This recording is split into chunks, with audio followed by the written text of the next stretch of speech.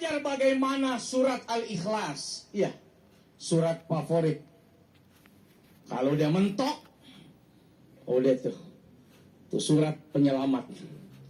Qul huwallahu ahad. Itu sepanjang ayat yang ada di dalam surat Al-Ikhlas, nggak ada tuh kata ikhlasnya. Coba deh cari. Ada nggak? Nggak ada. Dan surat itu isinya menceritakan keagungan, keesaan Allah Subhanahu wa ta'ala. Itu orang ikhlas. Digambarin begitu. Udah nggak tahu lagi beda antara ini pujian atau ini cacian. Ini ayat kan turun gara-gara banyak masyarakat kafir Quraisy yang nanya kepada Nabi. Itu jenis Tuhanmu jenis Tuhan apa sih? Dari logam, dari batu, dari emas, apa dari perak? Allah kasih tahu bagaimana sifat-sifat keagungan Allah Subhanahu wa ta'ala. Dan orang yang ikhlas itu tidak lagi bisa hampir membedakan mana pujian, mana cacian. Buat dia dicaci, tetap aja dia berbuat baik. Dipuji pun tidak membuat dia membumbung tinggi. Kalau kita bagaimana? Di depan orang banyak bisa aja tuh bacaan Qur'annya berubah. Dari yang biasanya ngebut, nggak pakai rem, gaya F1-nya Michael Schumacher. Wah, enak nih. Ada calon bini, ada calon mertua. Baca Fatihah sampai 5 menit. Masya Allah. Begitu nggak ada orang yang kita anggap, berubah remnya copot lagi, gasnya diinjek full, sampai malaikat bingung juga, dia baca apaan sih nih orang? Sampai kadang kita tuh kalau ngelihat orang cepet banget bacanya, sampai kita ikut baca juga tuh.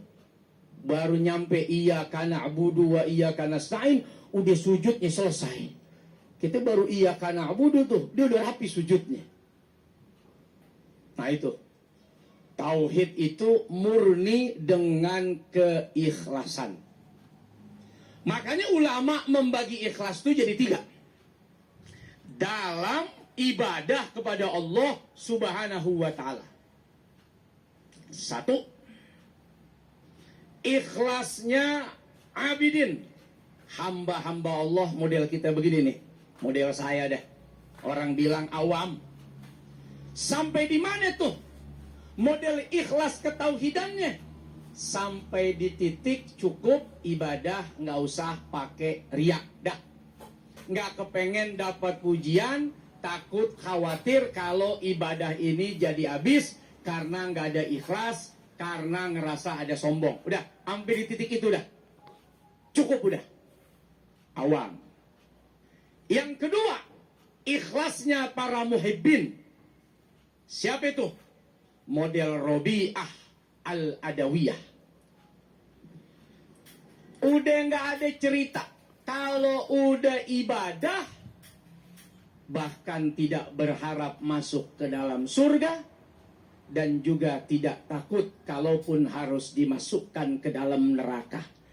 Tidak ada yang diinginkan kecuali hanya cintanya Allah Subhanahu wa ta'ala. Dalam Risalatul Qusairiyah, Rabi'ah Al-Adawiyah sampai membuat syair yang begitu indah, dan syair ini begitu masyhur terkenal di tengah-tengah kita semua. Ya ilahi, wahai Allah, kalau ibadahku yang aku lakukan ini karena aku takut akan nerakamu, maka bakar aku dengan nerakamu ya Allah. Dan kalau aku beribadah karena kepengen masuk dalam surgamu, maka tutup pintu surga itu. haramkan aku masuk ke dalam surgamu. Cintaku kepadamu tidak ingin ada yang bisa menggantikan dan tergantikan. Masya Allah. Kalau kita ibadah bagaimana, Bu? Masih kepengen sholat duha, pengen duit turun dari langit. Kalau jauh deketin ya, kalau deket cepetin ya, kalau yang di tanah keluarin ya. Kita sedekah masih berharap ada gantinya, nggak apa-apa. Ya memang ikhlasnya orang awam begitu. Ikhlasnya kita ya begitu, selama masih berharap kepada Allah Subhanahu wa ta'ala. Tapi kalau sudah muhibbin, nggak ada lagi yang diharapin kecuali Allah Subhanahu wa ta'ala.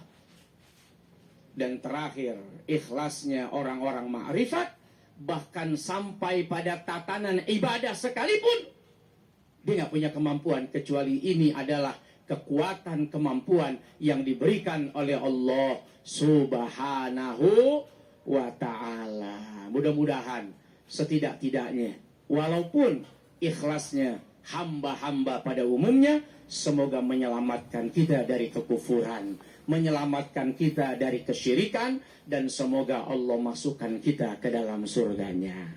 Amin ya Allah.